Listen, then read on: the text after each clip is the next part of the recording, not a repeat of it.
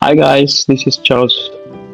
So naririnig niyo po yung actual audio or sounds nitong AirPod third generation ng Apple. Ito po yun. So nakakulik po siya via Bluetooth dito sa Insta360 One X2 Action Cam, na dapat sana ay meron kang audio adapter accessories para pwede mong ikabit yung magagandang quality ng mga wireless microphone tulad ng Rode Wireless Go or yung Holyland Lark M1. Pag ikinabit mo ito, mga wireless microphone na ito, siyempre, alam na natin magandang quality niyan kasi sinubukan ko na po. Ngayon, itong Insta360 One X2, meron po siyang connectivity ng iPod, AirPod, itong mga Bluetooth earpiece o headset dito sa Insta360. Subukan nyo guys yung mga Bluetooth ninyong mga earpod na i-connect sa mga iba pang action camera, baka pansamantalang magamit niyo pag nagba-vlogging po tayo. Kasi mahal po talaga yung mga accessories, external gadgets o kaya external accessories ng mga camera na pang vlogging, mga kaibigan. So tulad niyan, itong gamit ko ngayon ay AirPod third generation. Pwede nyo rin yung pong gamitin iba pang mga generation series ng mga AirPod ng Apple. Nagpa-function din po siya. Kung hindi, baka pwede nyo i-update yung kanilang mga software baka mag-connect.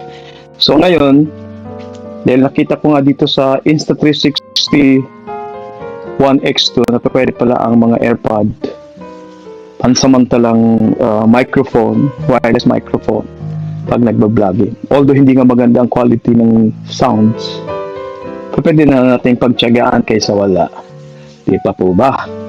So guys, kayo na pong bahalang mag-comment kung posible mo nang gamitin o hindi posibleng pang vlogging nyo itong AirPod, yung mga earsets o headsets na mayroong Bluetooth connectivity sa mga action cam na pwede natin magamit as wireless microphone.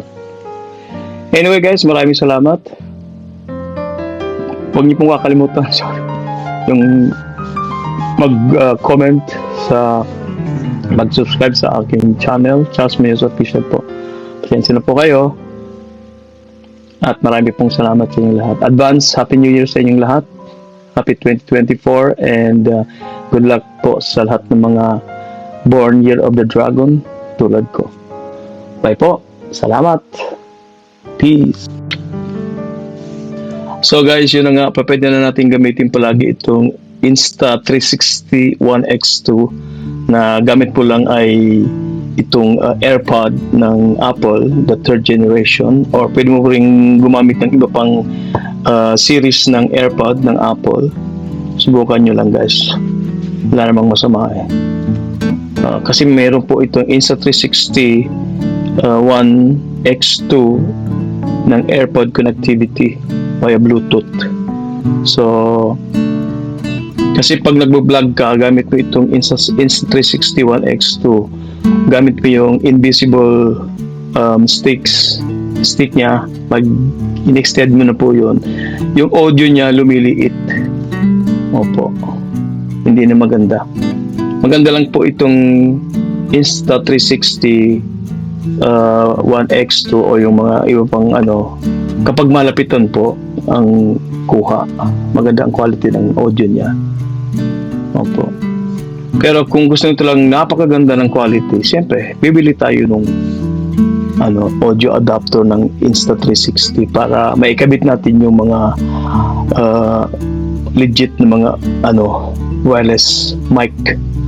Diba? Tulad ng Rode Wireless Go at saka yung sinasabi ko nga yung bago, mura lang, yung Holyland Lark M1. At meron pa pong ibang mga wireless microphone na maliliit. Pero para sa akin, sa paganda itong itong Holyland.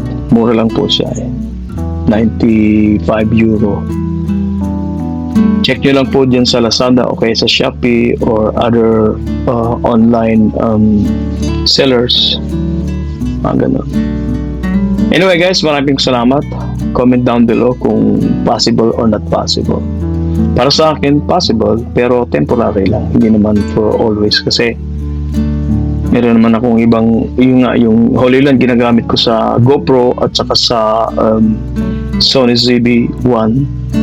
Magandang quality talaga. Opo. Pero dito sa Insta360, kailangan po talaga dito yung audio adapter ng Insta360 para maikabit mo itong mga wireless microphone. Opo. Okay guys, maraming salamat. God bless and Happy New Year.